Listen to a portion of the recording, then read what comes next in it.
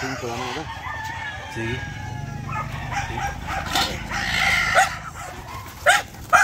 Abot ng 10 kilos.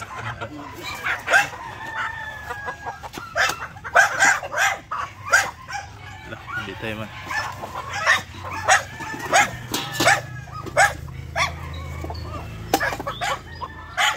$5.5. 1365. Ayan, pang feeds.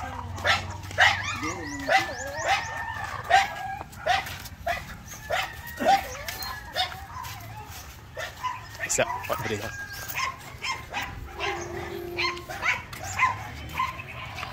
Oo. Yun mga ka-farmers, nabenta natin yung mga manok natin dito na iba. So mostly doon mga ka-farmers ay yung mga rooster o lalaking manok. At mga bata yun mga ka-farmers dahil meron tayong mga matatanda pang naiwan dito na for benta, pero hindi naman siya bibili ng mga matatanda na dahil sabi niya baka matigas na o hindi na malambot yung karne. So yung mga matatanda ay maghihintay lang kung merong bibiling iba, kung merong naghahanap, yung mga bata na ang nauna na makuha. So binenta natin yun mga ka-farmers dahil palagi tayong nagpapatuka doon at gumagastos din sa feeds yung mga manok na yun. Kaya para makatipid tayo, hindi naman natin lahat yung nagagamit, kaya binibenta na lang natin yung mga manok na yun. So at least konti na lang yung papakainin natin mga manok, nakuha na yung iba. So meron na tayong pambili din na feeds. So yung pera na benta natin doon sa mga manok na yon ay ibibili din natin ng patuka sa ating mga paitloging manok. Alright.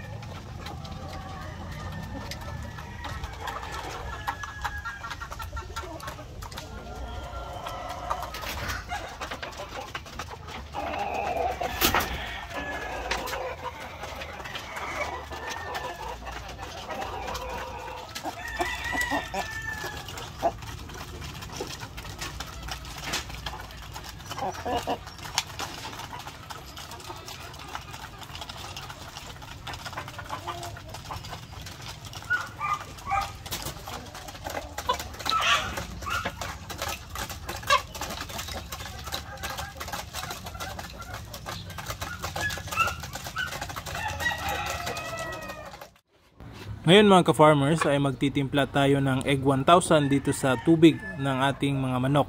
So ang timplada pala nito mga ka-farmers ay 1 table teaspoon every 4 liters of water. So ito mga ka-farmers, yung waterer natin ay naglalaman ng 4 na litrong tubig o equivalent to 1 galon na tubig.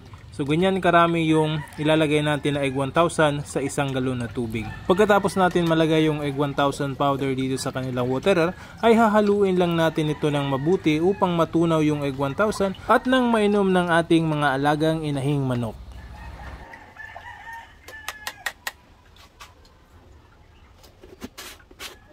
Ito na mga ka-farmers yung ipapainom natin sa ating mga alagang manok.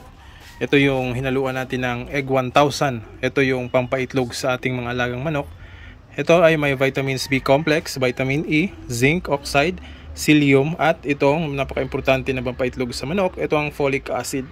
So water soluble itong egg 1000.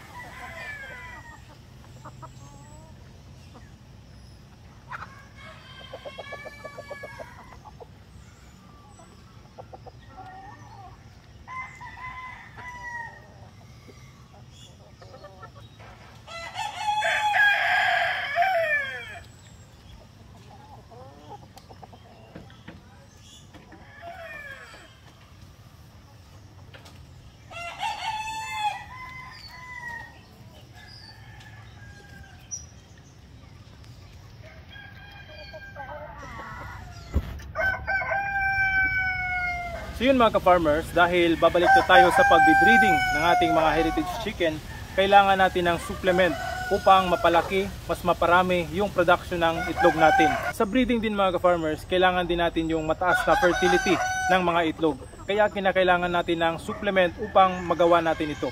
So yung kinakailangan nating supplement mga ka-farmers ay nandito na. So ito, Egg 1000. Ito yung gagamitin natin sa pagbe-breeding. Dahil dito, mas mapaparami yung production ng itlog natin, mapapalaki yung mga itlog, at tataas yung fertility o hatchability rate ng ating mga itlog. So ito mga ka-farmers ay binibigay natin sa umaga. Ito yung pinapainom natin nila pagkatapos nilang kumain.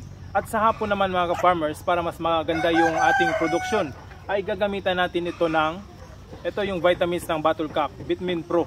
So itong mga produkto na ito mga ka-farmers, lahat ito ay nanggaling sa Battlecock products. So ito yung napakaganda na ibigay natin sa ating mga alagang manok dahil magbe-breeding nga tayo para mas mapaganda yung kanilang produksyon. Malaking tulong po ito mga ka-farmers, especially itong Egg 1000 at saka itong Vitamin Pro na vitamins ng Battlecock para mas mapadali, maparami at mapaganda yung ating breeding.